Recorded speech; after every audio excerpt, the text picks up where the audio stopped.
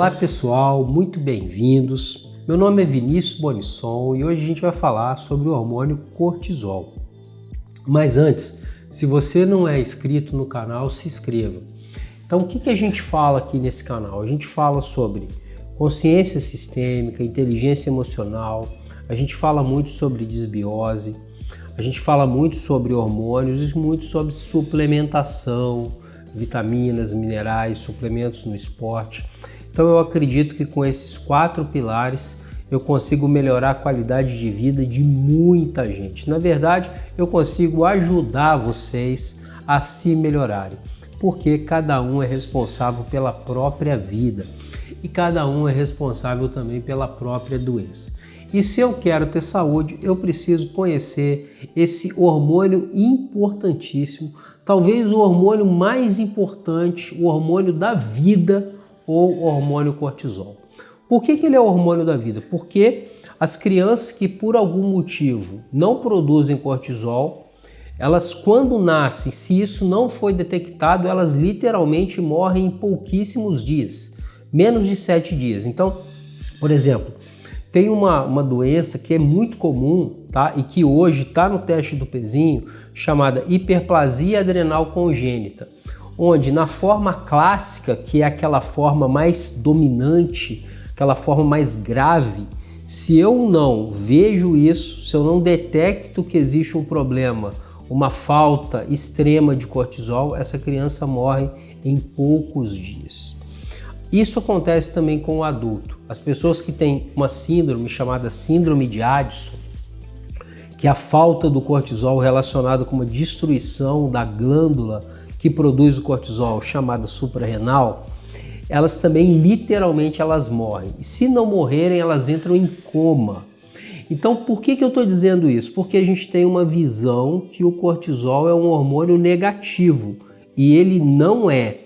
Ele só vai se tornar negativo se houver um excesso de cortisol, que acontece não porque a minha glândula suprarrenal tem problemas, mas porque eu tenho um olhar, eu tenho um relacionamento com a vida e uma interpretação dos meus problemas que me trazem uma conotação negativa. Então a suprarrenal, ela e o cortisol, por isso que eles são chamados de hormônio do estresse ou glândula do estresse, porque elas produzem cortisol, produzem adrenalina, produzem noradrenalina, que são fundamentais para também eu reagir aos perigos da vida e lutar ou fugir. Então, o cortisol, o nome dele ele chama glicocorticoide. Por que ele chama glico? Porque ele é muito importante para o metabolismo da glicose. Então, ele é o hormônio do despertar. Então, o que acontece por volta de 5h30 da manhã? Eu vou ter um pico de cortisol. Ele vai do zero, porque de noite não é para a gente ter cortisol, e vai ter um pico que deve ser de no máximo 22, 25, dependendo aí do laboratório. Quando eu estou lutando ou fugindo num estado de estresse crônico, eu tenho uma hipersecreção de cortisol. E essa hipersecreção de cortisol, ela é negativa. Um outro problema também é o excesso de cortisol, que na grande maioria das vezes é usado por tratamento, tá? Então, por exemplo, se eu tenho uma doença autoimune, o grande exemplo, a grande indicação de corticoide é a do lúpus, artrite reumatoide, transplantes. Então, pessoas que receberam órgão de outra pessoa precisam usar imunossupressores e o cortisol é importante para isso. Então, o cortisol ele é um imunossupressor quando usado em altas doses. Então, o que vai acontecer? Eu vou ter um excesso de cortisol chamado Cushing exógeno. Então, Cushing foi o médico pesquisador que descobriu o cortisol, que descreveu a síndrome de Cushing, que é o excesso de cortisol. Então eu tenho, quando eu tomo muito corticoide, eu tenho Cushing exógeno, que se chama exo de fora. Então prednisona é um hormônio que vem de fora, que eu tomo. Então eu vou ter excesso de cortisol porque eu estou usando cortisol, por algum motivo.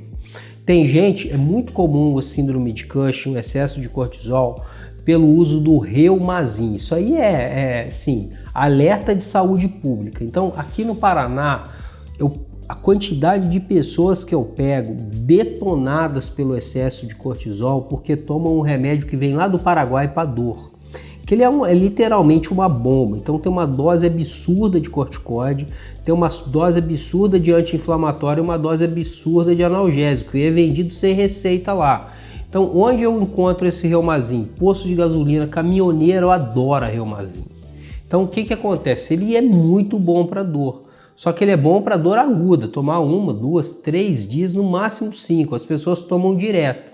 Então, elas vão ter o excesso de cortisol e, de repente, elas interrompem o uso. E aí isso cai e vai lá no chão. Esse é outro problemaço em relação ao cortisol. E eu tenho a síndrome de Cushing, que no caso seria doença de Cushing, que eu tenho um adenoma, um tumor benigno que produz excesso de cortisol, excesso de ACTH lá na minha hipófise, que vai fazer com que a minha glândula suprarrenal trabalhe demais. É uma doença também extremamente incapacitante, deformante, a pessoa engorda, fica cheia de estrias, fica com hiperoleosidade na pele. Então teve uma pergunta no canal, aliás, as perguntas ajudam demais. Os comentários também, deixe o seu comentário, seja um comentário positivo ou seja um comentário negativo, tá? É importante o quê? Eu sou muito do positivo, eu gosto de trabalhar com interpretações positivas da vida. A vida não é rosa e maravilhosa e nem é cinza e horrível. Então, interpretações positivas ajudam muito. Então, depoimentos, perguntas. Então, a pessoa perguntou, doutor, se eu tenho hiperoleosidade na pele, o que pode ser? Pode ser excesso de cortisol, exógeno ou endógeno. Então, o excesso de cortisol também causa um monte de problemas. Então, para que serve o cortisol? Ele serve para eu despertar. E se eu não tenho cortisol, o que vai acontecer? Eu vou ficar cansado, de manhã eu não quero nem acordar. Eu não quero ir para a vida, eu quero ficar dormindo, literalmente. Por quê? Porque a minha glândula é a causa mais comum, não é a síndrome de Addison, que é a doença autoimune da tireoide, mas sim o quê? O estresse crônico causando uma fadiga, um cansaço da suprarrenal, que tem vídeo aí no canal falando sobre isso e como trata, que eu não vou falar como tratar isso hoje, é só procurar lá, fadiga adrenal, como tratar. Então, a ideia toda é hoje entender que o cortisol não é um hormônio ruim igual todo mundo pensa.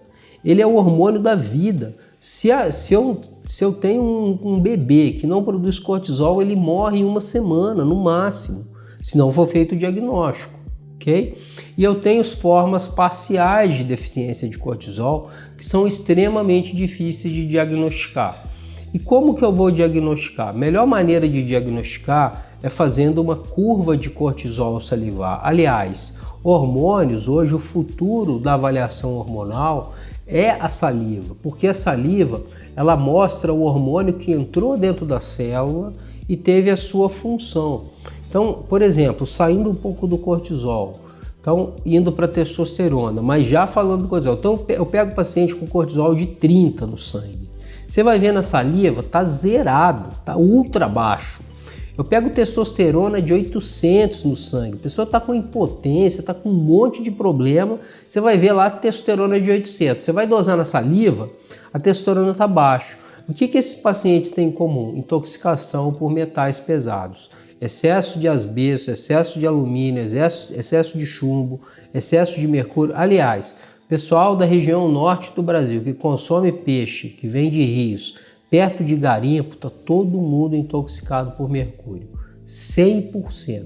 Pessoal que come panela de alumínio e usa desodorante antitranspirante também está intoxicado. Então o que acontece? Eu tenho um cansaço que ninguém descobre o que é, de manhã eu não quero acordar, de noite eu até melhoro, eu experimento um pico de energia e de noite eu não consigo desligar. E se eu durmo, eu preciso dormir à base de remédios e o meu cortisol fica alto de noite, o que impede uma secreção adequada de melatonina. Então eu tenho um sono, eu até durmo, mas não é um sono reparador. Eu acordo de manhã extremamente cansado. Então, qual a função do cortisol? O cortisol ele regula os níveis de energia, produzindo energia pela manhã. Então ele vai no fígado e pede para o fígado produzir glicose, por isso que ele chama um glicocorticoide.